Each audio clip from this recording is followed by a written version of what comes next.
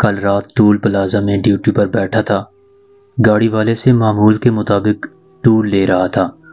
اچانک ایک کار آئی جس میں 4 لڑکے اور ایک لڑکی بیٹھی تھی اور وہ مسلسل روئے جا رہی تھی۔ میں نے کہا، اس لڑکی کو آپ لوگ کہاں لے جا رہے ہو؟ یہ تو میرے دوست حسیب کی بہن ہے۔ میں نے ان کار والوں کو روک لیا۔ باہر جا کر اپنے آرمی کے کمانڈر کو بلایا۔ جب وہ آ گئے تو کیا دیکھتے ہیں، وہ لڑکی اکیلی روڈ پر کھڑی رو رہی ہے اور سب کے سب وہ لڑکے بھاگ گئے تھے۔ پھر میں نے سوچا جا کے بات کروں اس لڑکی سے کہ کیا معاملہ ہے۔ پھر دماغ میں خیال آیا میرا جانا شاید مناسب نہیں ہے۔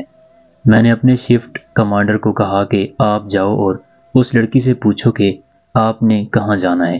جب کمانڈر صاحب نے بات کی تو اس نے سب سچ سچ بتانا شروع کر دیا کہ میں فلاں لڑکے سے محبت کرتی تھی جو کہ میرا جاننے والا ہے۔ اس نے مجھے میرے گھر سے اٹھایا اور رات 2 بجے ہم روانہ ہو گئے۔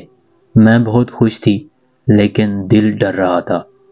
جس کو میں اپنا خیر خواہ سمجھ رہی تھی وہ بار بار کال ملا رہا تھا۔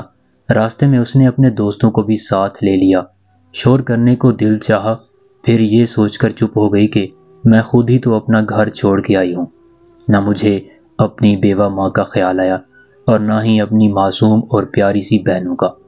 سارے راستے یہی دعا کرتی رہی، یا اللہ اس بار معاف کر دے اور مجھے بچا لے، دوبارہ ایسی غلطی نہیں کروں گی۔ میں چونکہ دور کھڑا تھا اور میری طرف اشارہ کرتے ہوئے کہا، آپ اس بھائی کا شکریہ ادا کر دیجئے گا۔ اس کے پاس گھر جانے کا کرایہ بھی نہیں تھا۔ کمانڈر اسے اپنی آرمی کی گاڑی میں اس کے گھر چھوڑ آئے تاکہ صبح ہونے سے پہلے پہلے وہ گھر ہو۔ خدارا میری تمام بہنوں سے گزارش ہے، اپنی نہ صحیح اپنے والدین کی عزت کا تو خیال رکھا کریں۔ گھر والوں سے زیادہ آپ کو عزت کوئی نہیں دے گا۔ رہی محبت کی بات تو وہ اپنے رب سے کریں۔ جتنی محبت آپ اللہ سے کریں گے وہ اتنی بلندیاں دے گا۔ ایک دفعہ اس کے در پر آ کر تو دیکھیں۔